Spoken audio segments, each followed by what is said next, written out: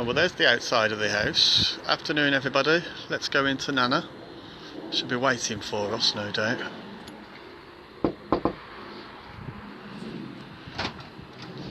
Hello and welcome to a Stepford Christmas.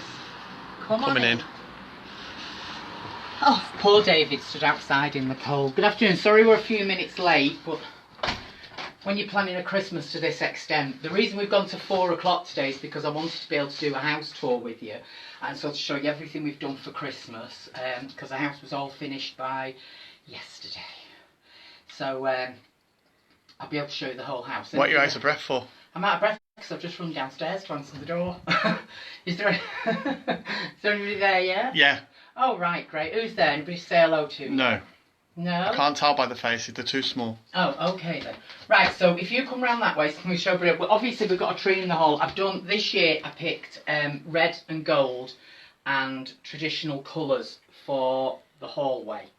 Because I think it makes a nice sort of entrance. And if you're going to decorate every single room like I do, you've got to have, everybody's asking me how I do it, so I'm going to try and tell you the way that I do all this. You've got to have a sort of cohesive look that continues through the house.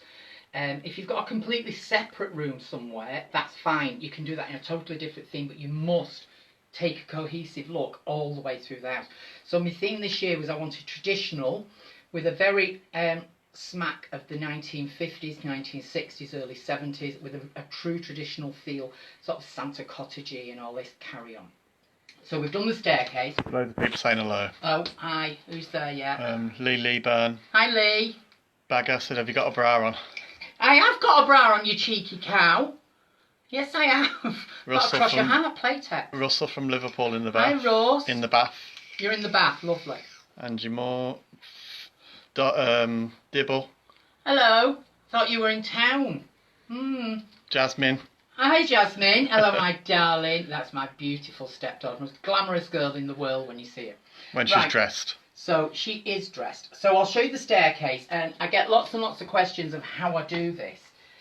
So I'm trying to think where I'll sort of stand to take you. The actual garland, the base of it is fake. But it's not the ones you buy in the stores. I actually buy this from a wholesaler. It's actually meant for decorating department stores. And it's two together, and obviously it's taken onto hooks. Everybody says, how do you attach it? And it's, if you remember the old-fashioned curtain wires. Yeah, I'll show them the bow in a moment. I'm showing them as you're speaking. Are you? Yeah. Right, we'll come back to me a minute. You don't have to explain now. It's not always about you. Oh, it's all about me. Showing them the decorations. Right. So what you do is to attach it. If you remember those old-fashioned curtain wires that you get the little round hooks that go into it, tiny little hooks. They're screwed underneath the actual rim of the banister rail, which then it's wired to, and then they get left all year round. They're painted white so you can't see them when there's no decorations, if you take what I mean. And then as the garland comes down, everything that's in it are individual. Nothing is wired or fixed, as you can see. The gold roses are just, and they're all picks that go in. And I decided this year, for the first time in God knows how long, in probably 25 years, to actually have coloured lights. I wanted to keep to that really, really childlike Christmas, and nothing says Christmas like coloured lights. I know it's not everybody's cup of tea, and it's took me a lot of time to get used to.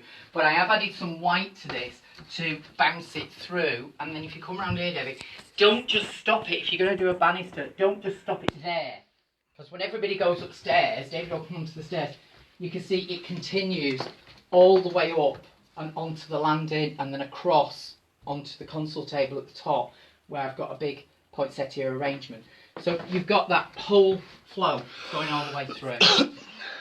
And then I used frosted trees this year because I just happen to have a few. So that's all done in red and gold and trees. And if you're going to use a tree skirt, that's another thing somebody asked me about. I had a message about that. Never, if your tree's a huge tree, never stop the tree skirt here. If it's small like that, the tree skirt should come at least 8 inches from the base of the tree out into your room. It shouldn't just go or be flat to the edge of the branches. It's supposed to skirt out to the room, which will give an appearance of more height. So I'll take you through to the living room. Yeah, will do, Russell. What does Russell want? Russell said, tell Terry he'll see you at the James Monroe. Oh, fabulous. 15 for Coming Liverpool. to the James Monroe. So come through to the living room. the drawing room, the living room, whatever you want to call it. I refuse to say the L word. I think that is absolutely the most horrendous word ever. So this year's big addition was something I'd wanted for a long, long time, and I commissioned a portrait, not a hand-painted portrait, it is a print. But I got the print and I had it framed by a framing company in Manchester of Santa that I wanted to be the key piece to pull the room through. And this brought the colours from this into this. This is where I decided to do the dual colours. Every ornament that I use in this room are all 1950s, 1960s and 1970s antique glass ornaments. I do not have any plastic ornaments, but you can get the same look with those huge tubs of plastic ornaments and everywhere. And I carried the whole look through here. That come through. I wanted the childish sort of thing with the, what do you call them? Nutcracker soldiers. So I did the nutcracker soldiers and the small tree. Now the little trees I've got, these are antique, little teeny tiny sort of figurine ornaments, and they're all glass, and I have broke about 3 or 4 of them, and I tied them with red ribbon onto this tree just because I thought it looked nicer. And little crackers, which I adore. I'll pull one out to show you. I love these because these are actually 1960s real crackers made of crepe paper, and the tiny miniature ones. So I got those on an online auction. I did that, and then of course we always have we buy one ornament from our Redco collection every year, and then we bought the London sightseeing one this year, and we always display that on our little stand. Always have pine cones by the fire. I just nearly fell over and fell in the fire. I always have pine cones in the fire because I like to burn pine cones when it comes to December, because it makes the room smell more than a German candle or anything like that. You'll smell more, and it gives a Christmassy smell. The garland on here is actually 3 garlands that have been taken across, stacked together from 2 green ones, then into one that's like a wicker thing that goes through it. They're stacked together and wired, and then to make the teardrop, you take another garland and cut it into 4 with wire cutters, and then wire that in to give you the teardrops. And I used antique lights, which are not actually antique lights. The cheat is I actually got the shades from eBay, and they're clipped over ordinary white Christmas lights because it needed some white in it to give it the depth. If you just do it in one flat colour, you won't get any depth. And when you put the lights in, make sure you put them inside it as well. Don't just lie them across the top. The reason this has got depth and you can see through and into it, you've got to remember people have sat down and all around the room. You've got to decorate the inside, so put the lights inside, then on the outside. Then you do the greenery, then you add all the ornaments and the tchotchkes and things and everything. So it gives you that really good, full, heavy look, and it's got to have depth. Same with the tree. We'll take you across. Let me just stop you. What? Paul Tyler said it is sat in Victoria, London this week. Mm. Watching you this week in Victoria, London. You sat in Victoria, London this week for a change. So the lay-by. That's nice. Okay. That's fabulous. Right, take you across to the tree. We always have floor to ceiling. I have to have floor to ceiling trees. I can't be doing with anything that comes down to here. That suits you, everybody's taste. But there is a right way and a wrong way of decorating a Christmas tree. Again, the tree has been lit with coloured lights to the centre. Then the white lights come out, and each row of lights. I don't use those modern micro lights, by the way. Why are the lights so bright and so glittery? They're actually just static lights that you put into the internet, traditional static Christmas lights, and you will get these. They're the same ones we had. I'll pick one off in a minute and show you the bulb. Those modern things give the wrong colour. The blue and the red and everything is horrible. It's too acidic. And this has got 2 sets of 300 coloured, and it's got 3 sets of 300 white, which have been tucked through it. And again, when you decorate the tree, you decorate the centre. If you move a branch, the tree is decorated in the middle against the centre pole of the tree, so that you get depth. You can't just get the ornaments and hang them on the outside of the tree. It doesn't work, you know. You just get that sort of solid look. And I don't like trees that are dense, that are solid. I know a lot of these fake trees now, they're like an egg. A Disney tree, as I call it, and you can't see through it. You should be able to see through with ornaments and lights in the centre and decorate from the middle out. And then on the outside of this tree, apart from all the antique ornaments, David and I have collected Radco ornaments for the last 18 years, and these are all collectible Christopher Radco. See, this is one of my favourite ones because it says on it the Queen of Everything, which I am. So you can see that one. And then we've got little poodles, and there's a nativity set, and everything is glass. I don't have any plastic, and there's beautiful antique ones that some of them are my grandma's, and all sorts. And then of course my favourite thing is as well, I have to have every single year, I refuse to have those awful modern Christmas crackers that are in gold and dreadful things. So I got vintage Christmas crackers, and you can buy them online. They're very expensive, but if you want to keep the cohesive look, I had to have the crackers to go with it. And then of course the tree, I wanted it to have the 70s and 60s look, and it's hung with lametta tinsel on every branch. And if you're going to put the lametta tinsel on, don't take it in lumps and go, that doesn't work. Shred it across your hand and put no more than 4 per branch at each time, and start from the bottom and work up, so you get the chandelier effect. And then I changed all the cushions round. I used Christmas cushions everywhere and on the sofas at the back, and then a huge wreath on the back of the room. You can sort of probably see me in the mirror. Hello. No, you can't. No, can't you? You can now. Oh, you can now. And the wreath on the back, again, isn't a store-bought wreath. That was... Why are you hiding for? I'm not hiding. Which way can you see me? There now. That's better, okay. The wreath on the mirror, again, is from a department store wholesalers. Well, that should be used in a shop. It's huge. It appears smaller on there than it really is. I'm trying to think if there's anything else I forgot to show you. Table setting, please. Yeah, the table setting's fake. It's just poinsettias. And everybody said, I'll actually show you how that is done. And as you pull them, underneath are my white hydrangeas that sit on it. So you just disguise the white ones for Christmas. And then I just cover over with dozens and dozens and dozens, obviously, to make the amount, like so. And it wedges in. Now, that doesn't stay. That's what I call my transitional piece, because nearer Christmas, I add real Christmas tree branches to this. This will become a real arrangement of fresh branches to give the pine scent in the room. But I like to have something that will be there all the time. And as the flowers finish, I can bung that back, so I renew the flowers, and so the room looks cohesive all the time and looks exactly as it should be. Everything just has to be perfect. I'm sure that's probably true, Michael. Any questions? Michael said, I'm sure I remember half of those decks from the house on Somerset Road in 1972. You did. A lot of the ones on the tree, and those on that one, Michael, that little tree in the corner, they were actually mummies from Somerset Road.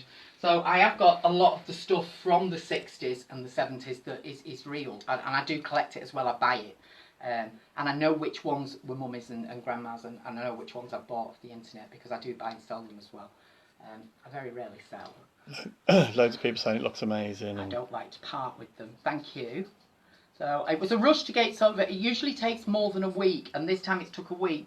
With no exaggeration, 3 days I did 12-hour shifts, non-stop. I didn't actually sit down to eat. I stood up at the counter in the kitchen, and I ate like that, and I carried on, and I carried on, and I carried on.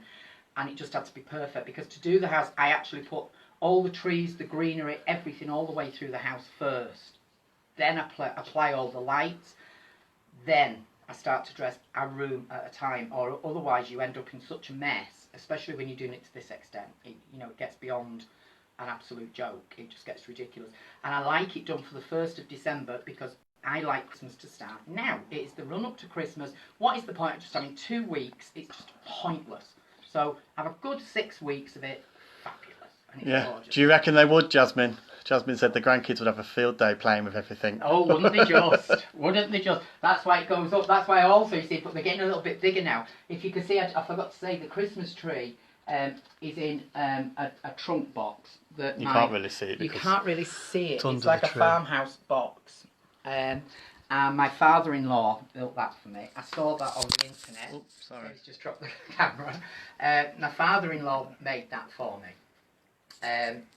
I saw it on the internet on a picture, because I do download pictures all the time of how I want to do it. And the placement of all this, by the way, is decided about the end of October. I know exactly where every single piece is going to go. Every single piece. I don't put it in and then move it and move. That would drive me insane.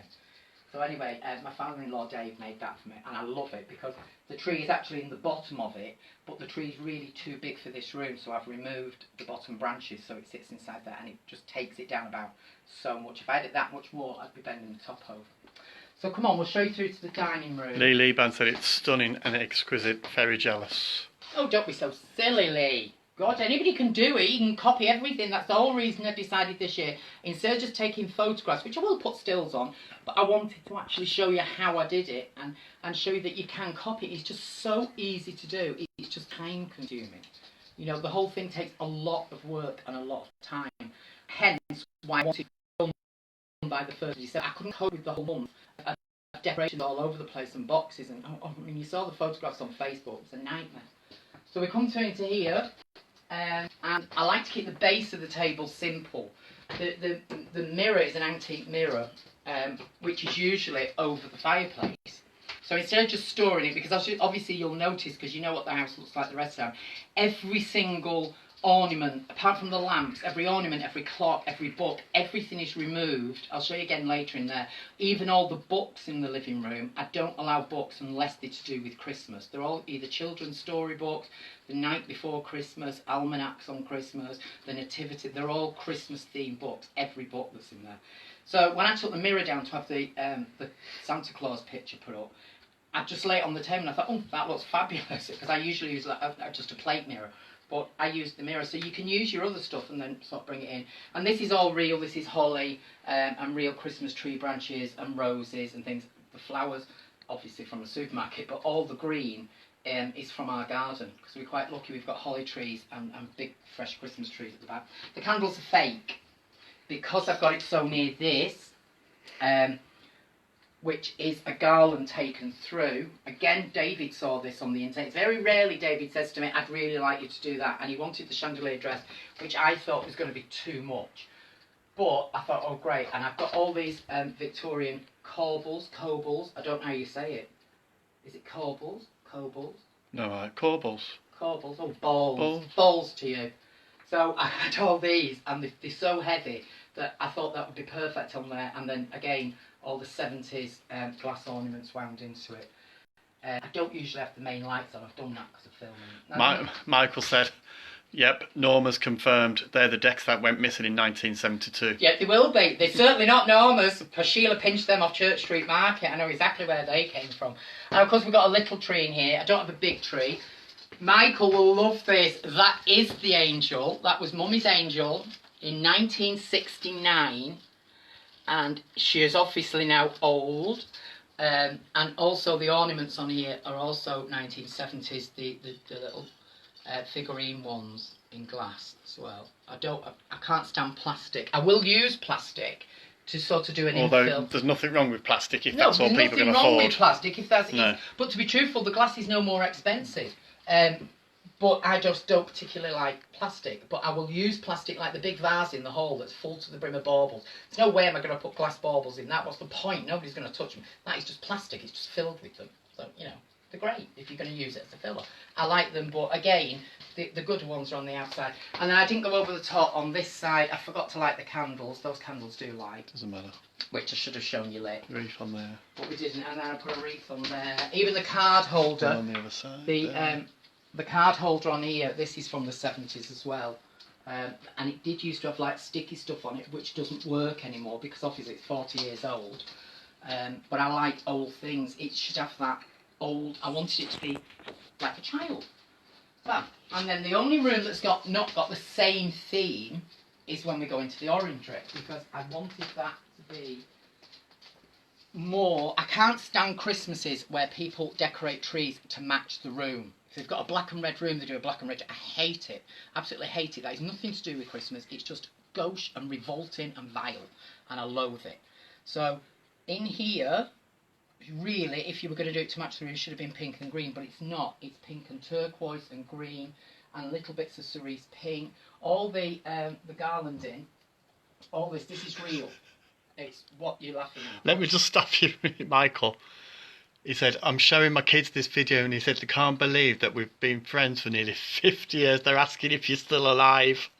Yes, I am, my darlings. I'm still alive, and so is your daddy. Are you, Beth? Only just. Beth's watching from Australia. Oh, hello, my gorgeous cousin in Australia. I'm Beth. If you've not seen it from the beginning, you'll have to watch the rerun, but you'll see the other rooms when I go back. So to just, I can't get over that. Only just, Michael. This is all real that Philip and David cut from the garden for us, and it's wired onto the bow poles that go across, and of course the chandelier comes through the middle, because I'm not going to start taking the chandeliers down. That's going a bit too far. So I sort of brought it in with it, and these are fake, and these are fabulous. Actually, I got these from a little pop-up shop. You don't I'm have to take it trying down. to find one that I can take off to just show them. You don't have to. I could have done, because I want to show them how it goes on. It's this strange. I got them in a little pop-up shop on the bottom of Oxford Street in London a few years ago, and they're on a hair grip, you know, like a squeezy grip, like a Lady Jane. It's on that you could press it open, and I don't know whether they were meant for hair, but I just bought whatever they had, and they're fabulous because you can just clip them onto it. Let me just show them round. I'll show them the top of it. And then I took it round there, and the way I've kept this on here is because the orangery isn't wood, I can't start putting nails in it, it's UPVC. So I couldn't get anything to hold onto there. So that is weighted with any white ornament that I had. So these great big white jewellery boxes and white vases and things that are weighting the branches to keep them into that. That's how it's on. And this is on a wing and a prayer. There's just wire, floristry wire running through the middle. So, you know, but it's too high for anybody to touch anyway. So I'm not bothered. Are you, Marge? Marge? Yeah. Hi, darling. Linda saying, Nana, please can you say hello to my friend Elaine McAdden, who also loves all things Christmas and is watching at the moment. Hi, Elaine. Nice to see you, darling. Join the page and then you can see all the other videos. It's lovely to have you with us. The trees. Oh, and Anne from Bella Madna. Hi, Ange. Are the kids watching as well? So, the trees in here, these light up trees, these were actually friends. Because we're in the orangery. Sorry, we lost signal then. Signals come back. So they were from Phil and Liam's wedding. So I actually forgot I had them when I opened the box because they got married at Christmas. When I opened the box, I found them and I thought, oh, I'll base this room sort of round it. And then the tree again, it's all glass ornaments and some vintage ones. One thing I will bring forward, which I've got to show you, which I have out every year. She's been on the tree and everything. This is the Terri Fox Barbie doll. And she's an angel. And she came with wings and everything, and they're all feathered and a gorgeous frock and her hair up, and it was when I used to be blonde. And that was a gift from my girls at JoJo's. When my show finished there, I got the Terri Fox Barbie doll, and she does have a box and everything, and I keep her in the box. But I like to have her out at Christmas. I have had her on top of the tree a couple of times. I've been up a tree a few times as well. So it's when you're sort of doing it, if you can see now what I mean, there's a flow, but it's not crammed to the point where every single conceivable surface, everything. And I haven't sort of, if this has got like a woodlandy effect, like the reeds in here don't light, I don't want them to light because it will make it too garish. But I wouldn't use that wreath in there because that's frosted and that isn't. Okay? So that's what I'm trying to say to you. Keep a cohesive look. And if it doesn't go, just because you've got a lot of stuff, doesn't mean say you've got to have every single thing out. I've not got every single thing that we've got out. If I did, it'd look like Lewis's department store. You know, you couldn't move. And of course, because I spend 90% of my time in the kitchen, I have to have the kitchen dressed for Christmas as well. And I love my Christmas kitchen. Now we've got above here, these are fake. They're not real like the other room, because I didn't want real ones where I'm preparing food, dropping down and going all over things. So that's why they're fake, and just white lights obviously. And then across the top of the window head, that's done with fake as well.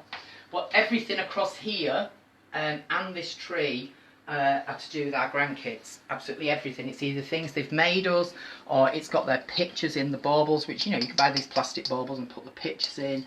And then up onto the top, it's got their initials running through them, which again, these are only from cheap, those cheap shops. I think I can actually say the name of the store, can't I? Well, it's just from... They're from Home Bargains. Pound shop. So if I get in trouble, they're from Home Bargains. So I've got those. These little tins are gorgeous. We bought these in Spain years ago, and they came with chocolates inside them.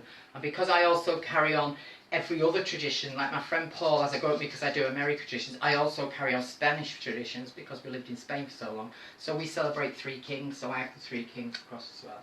And the candles are battery operated. These I adore. These are China cookie jars, which David and I bought in Fort Lauderdale when we lived there.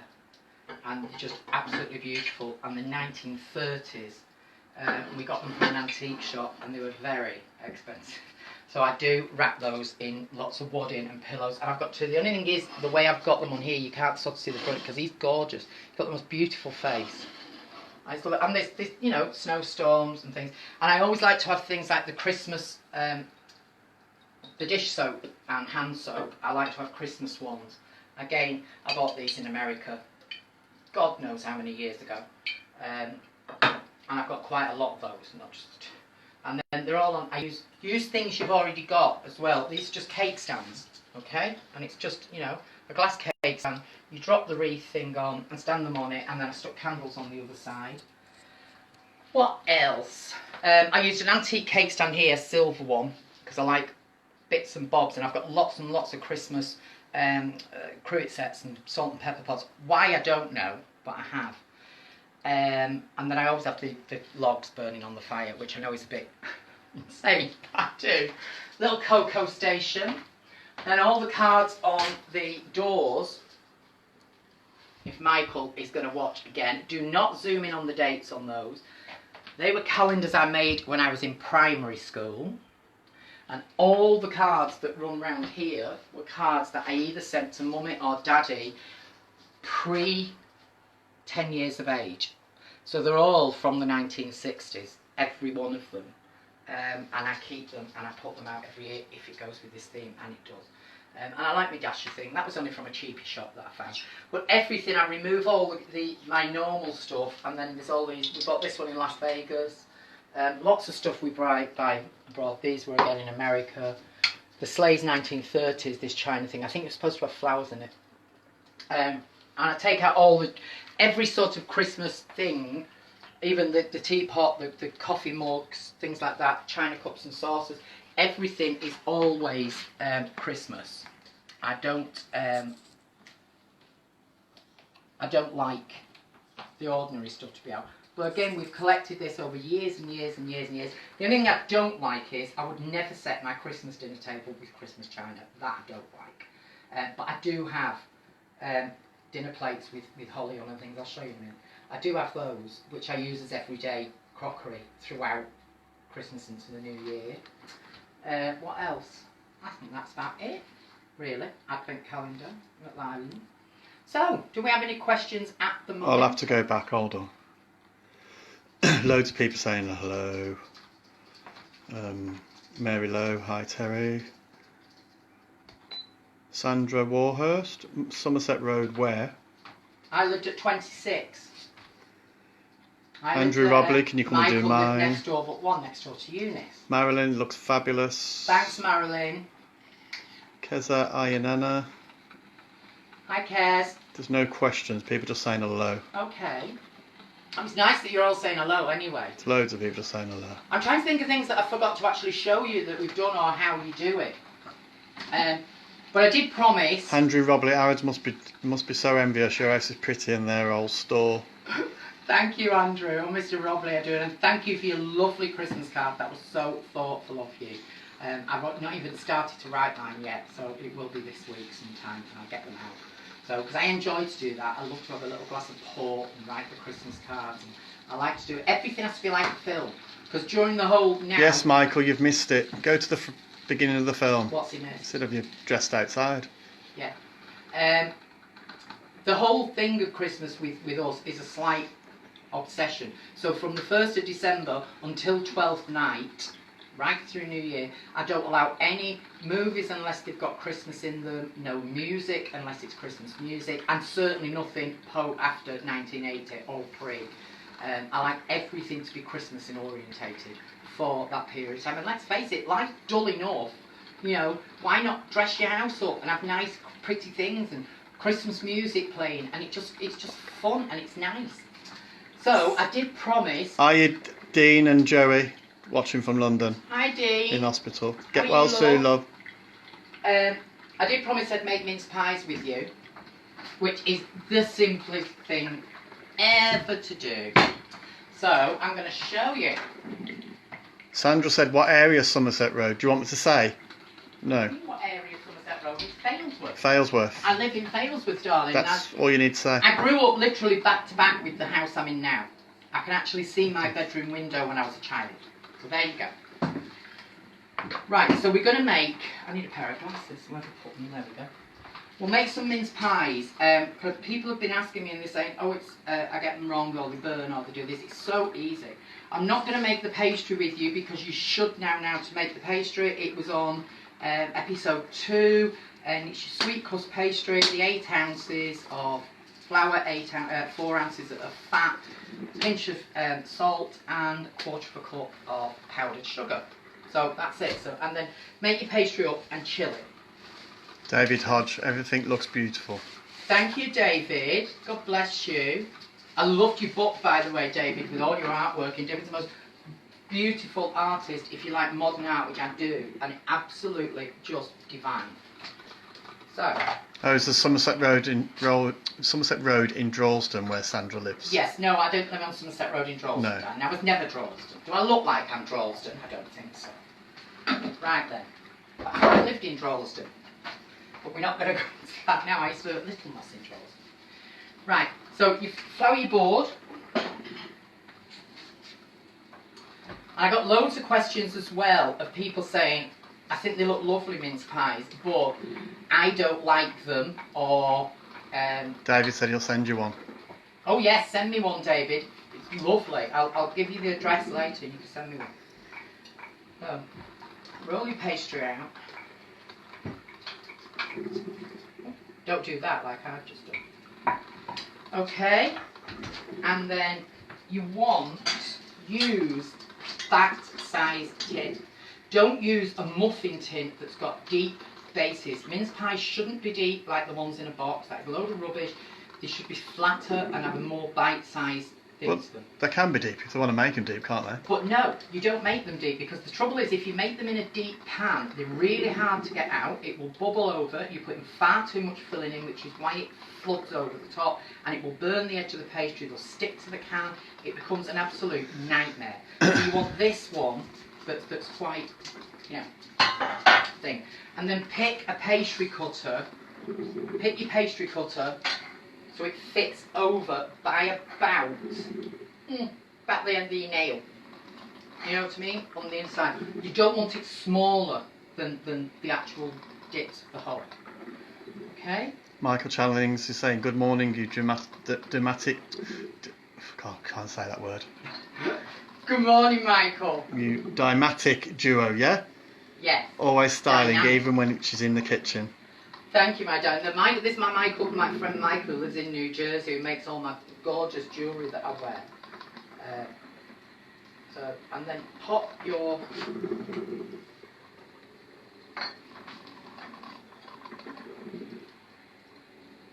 It is a good idea not to have hugely long nails when you're doing this. Cut them. Because I'm not cutting my nail. Because it does tend to pierce the pastry. You don't need to press them really, really flat into the bottom, because the pastry, as it heats up, will actually start to drop. David's got a question. What do you think of the M&S pies where they add chocolate and cherries, etc.? No, I don't like anything like that. I don't have... Each to their own, isn't it, I suppose? Each to their own, but I don't. I don't like anything like that. We don't buy anything that's shop bought. We have traditional. I can't think of anything more hideous than buying a Christmas cake, and I hope if you make the Christmas cake you're feeding it. I did mine this morning, 4 tablespoons of brandy, little holes, so don't forget to feed it because it'll dry.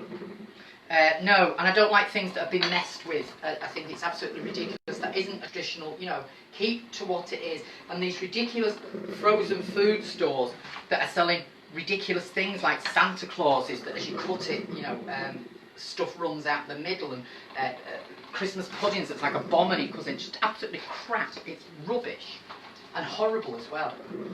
So, you know, make your own. It doesn't take 5 minutes, and it really isn't. And the good thing is with the mince pies, what I tend to do is I will make, because I like them to be out constantly, you see.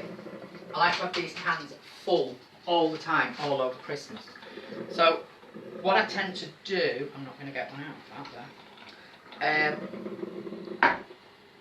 I will make them all up. I'll make them all up and then I'll freeze them raw, which they freeze amazing. You freeze them in the tray. Martin, it's the coffee machine. I'm right next to it. What did you think it was? There's something going off beside you. David said, what do you think of Iceland prawn rings? I don't. It's absolutely the most vulgar, revolting thing I've ever seen in my life. And a plastic tray with horrible half-dressed prawn things hanging off the edge of it. Why would you possibly want to buy that? When you go to the fishmongers and, you know, you can buy, you know, £1/4 pound of prawns and make your frigging own. It's totally ridiculous and horrible, absolutely horrible. What I'm going to do is...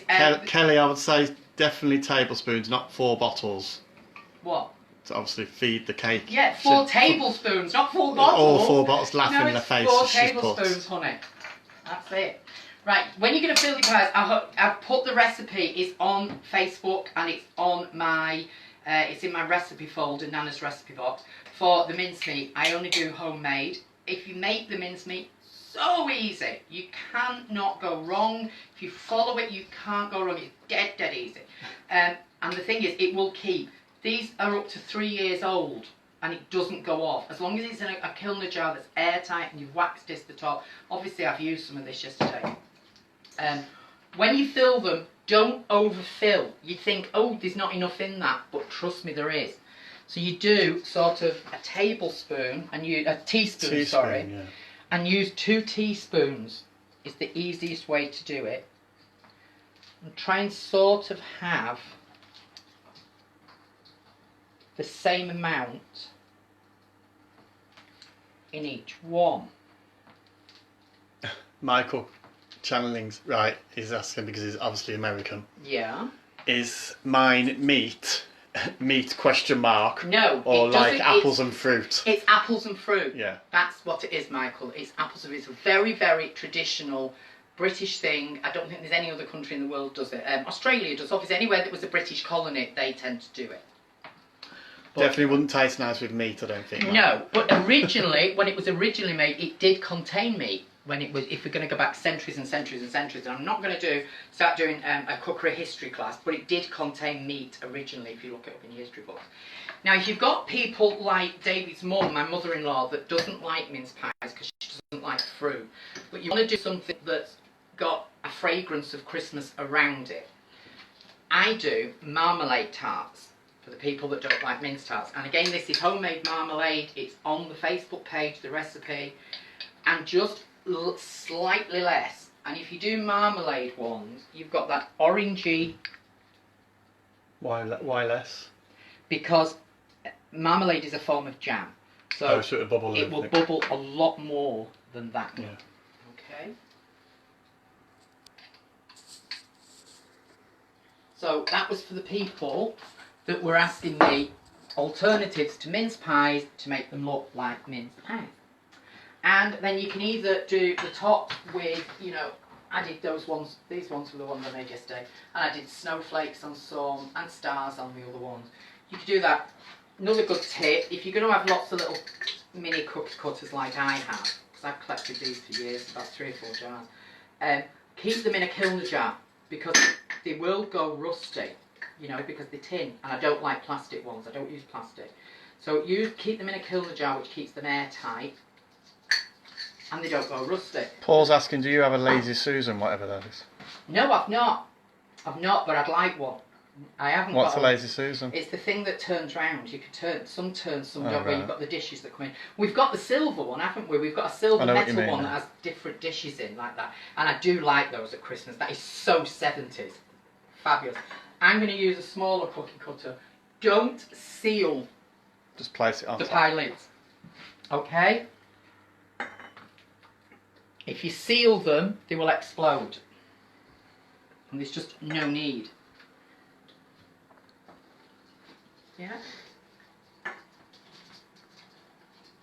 And there's nothing absolutely, I can't understand why nobody would enjoy to do this.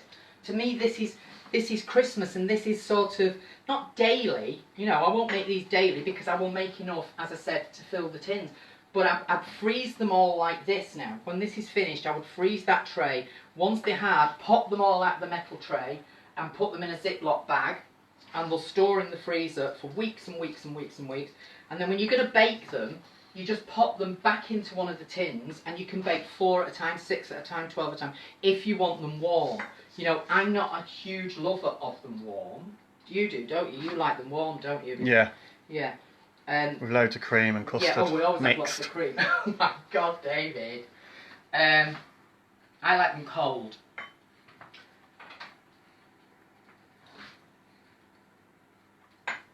And there's no need to make a little hole in it because you've not sealed the top.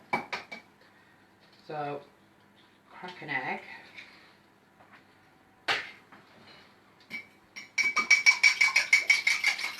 Everybody following this so far? Yep. Because my friend Mary Burgess, she said to me, what are you making this week? And I said mince pies. And she said, oh, goody, goody. And I'm sure people are under some illusion that this is the most difficult thing you can do. You can make that I've just literally been looking at the clock, and we've actually made those in less than 4 minutes. Fair enough, not including making the pastry, but, you know, make the pastry ahead of time and keep it in the fridge, and then you can roll it out. But as I said, if you don't want to do, and if you're going to freeze them, brush them with the little bit of beaten egg before you freeze them. Okay? Yep, see, Liban agrees with me. What? I like them like you, David. I can send you some clotted fresh cream from Devon. Oh yeah, oh I love clotted cream, love it. Mark Right, said, so- Terri, you are fabulous. My Christmas Jeez, I can't even speak this week. Inspiration, Do yeah. you think you were on drugs, darling? Right, so if you're going to freeze them like that now, and that's called open freezing. Put them on the shelves in your freezer, let them freeze till they're hard, pop them off the tray into a Ziploc bag. If you're going to bake them from frozen, okay?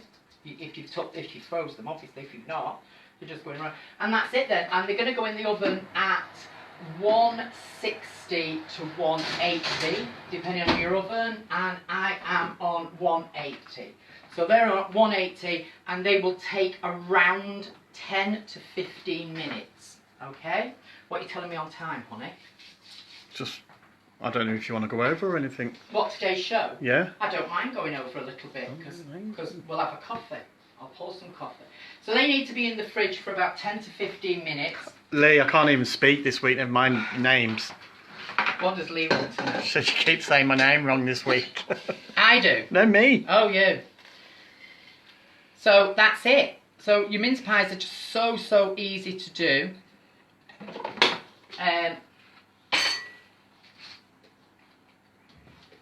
I said, and freeze them. Freeze ahead of time. Make them ahead of time. And then when you've got guests, just pop in, because we tend to get people that just from now on sort of just pop in, you know, unannounced.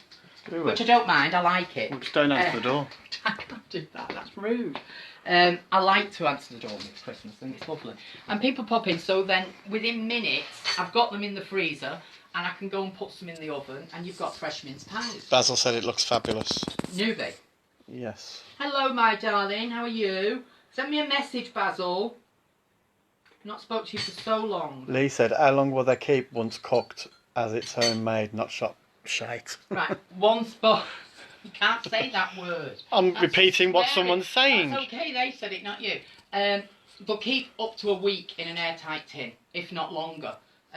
Unless you have a good night. Yeah, I can't say how long they're going to last, because to be honest and truthful, yesterday there was a whole tin, as you saw. I'd done about 24 yesterday, and that's all that's left of them on that plate in the kitchen.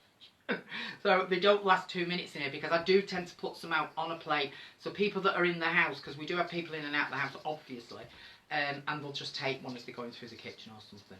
So they do last, and they last really well. But if you freeze them, Lee, and just cook off as you need. The easiest way, as I keep saying, is freeze them and cook them as you want them. That's the best way. Tracy, bake your own. I'm not sending on to you. Yes, I'm not posting out.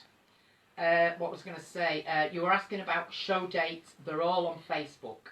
Okay, so the tour is on Facebook. Anything that's not corporate, they're all on Facebook, and they're all available to be booked now. Any more questions? No. No. Right, so as I said, I can show you that even the books, every book is all Christmas books as well. When I said I'd show you before, every single book and the books over there, they're all Christmas. Night Before Christmas, that's facing the wrong way. Yeah. Okay. So, we'll, I forgot, I was going to tell you something, I completely forgot about it. So anyway, as I said, the mince pies are done. And I'm finished. Christmas is finished. I didn't point out some of the things on the window ledge, but I'll sort of, you can see those on photographs afterwards because those are absolutely beautiful. They're mice and the china, and they were originally stocking holders. But because of the way I do the mantle, you can't get them in it, so I don't use them. Biggest thing I think is fabulous at Christmas are the battery operated candles. I think they are amazing because you can leave them on and go out and forget that they're there. And if you're like me, you like the candles, because David goes mad, I have them lit even when it's daylight. And I do tend to do things like nip to the shops and leave lit candles. Don't do it. Use the battery operated ones, okay? And apart from that, happy baking. Nobody else there with any questions or anything before I go? No. No? That it? So everybody followed everything, and I'm really thrilled that you joined us, and I'm so glad you liked the house. And that's it. Sandra said thank you for a lovely tour around your beautiful home. Oh, thank you. Which Sandra? Warhurst. Oh, yeah. Hi, Sandra. I'm glad you liked it, sweetheart. I've enjoyed doing it this year. It was hard work. It really was hard work. But because I've decided on this childlike theme, the theme really was inspired by Hallmark Christmas films. That's what it was inspired by, a Hallmark Christmas movie in Santa's house, and because we've got the ship black wood in the corners of the room and in there, I just thought it would have that cabiny look and the portrait of Santa and everything. I just thought it was so lovely to be able to do that for the first time. And I've enjoyed it this year. I really have enjoyed it. It was hard work, but I've really enjoyed it, and I'm thrilled with the final result. I really am. So have a thanks, Lee. What did Lee say? Thank you for the tour. Beautiful home, you two. You're welcome. Most welcome, darling. I love the way the dogs, by the way, have decided to lie down. By my feet? Yeah, by David's feet. Yeah, look. Yeah, because they've done nothing but bombard around the house. There he is. Yeah, Dilly. They've done... Now you've made him get up. There he is. They've done nothing but bombard around the house. Don't close up on him. Say hello. He's got no makeup on. Sit down. They've done nothing but bombard around the house all morning and drove me absolutely insane. So, Tracy, I'll try and say something nice once. have a lovely Sunday, and we're back to normal time next week. It'll be back to 3 o'clock. We did it at 4 o'clock this week so that you could actually see the lights properly with it being darker outside. So from me, Terry, say tra David. Try, David. And we'll see you next week. Bye, everyone. Bye.